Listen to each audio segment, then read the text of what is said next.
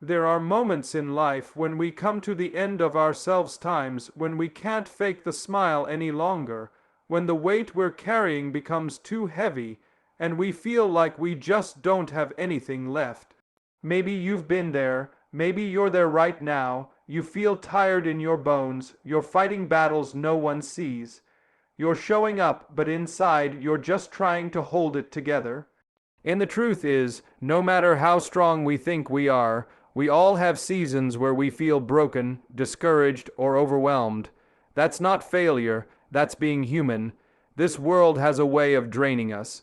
Pressure piles up, expectations rise, responsibilities keep coming, and then life throws curveballs, illness, betrayal, loss, disappointment.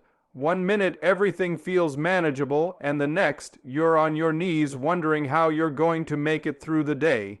It's in those moments when our own strength runs dry that we're most aware of our limits, and if we're honest, that awareness can scare us. We don't like being weak. We don't like feeling like we're not in control.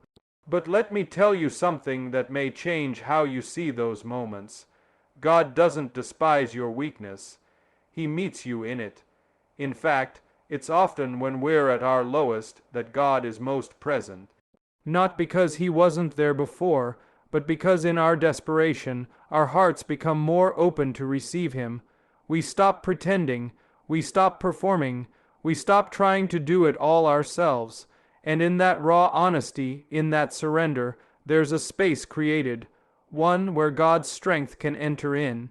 You see, weakness isn't a barrier to God, it's a doorway. When you finally drop the mask, when you stop trying to hold everything up by your own willpower, that's when you give Him room to move.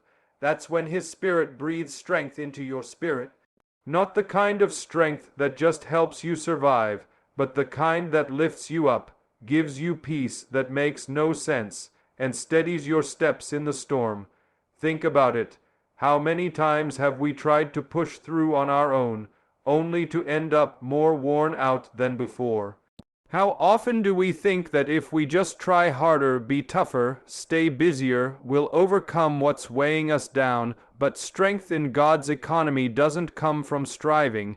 It comes from surrender. It doesn't grow from pride. It grows in humility. And sometimes the most powerful prayer you can pray is simply, God, I can't do this alone. Maybe you've reached that point.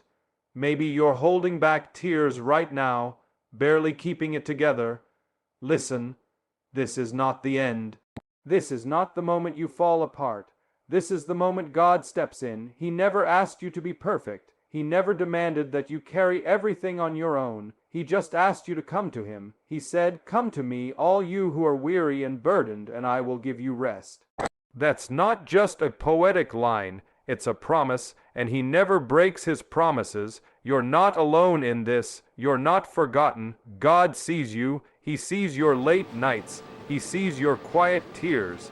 He sees your exhausted prayers whispered into the darkness. And He's not disappointed in you. He's not waiting for you to pull yourself together. He's reaching out His hand right now saying, let me help you. Let me carry this with you. Don't believe the lie that strength means never falling. Real strength is knowing where to go when you do fall. It's turning to the one whose power has no limit, whose love has no end, and whose grace is more than enough. So if you feel like you're at your weakest today, that's not your curse. It's your calling to lean into the strength of the one who never grows weary, because when you can't, He can. When you're empty, He fills. When you're lost, He guides. And when you're broken, He restores. You don't have to pretend you're okay. You don't have to fake being strong. Just be honest. Bring your heart as it is. God's not looking for polished prayers. He's looking for real hearts.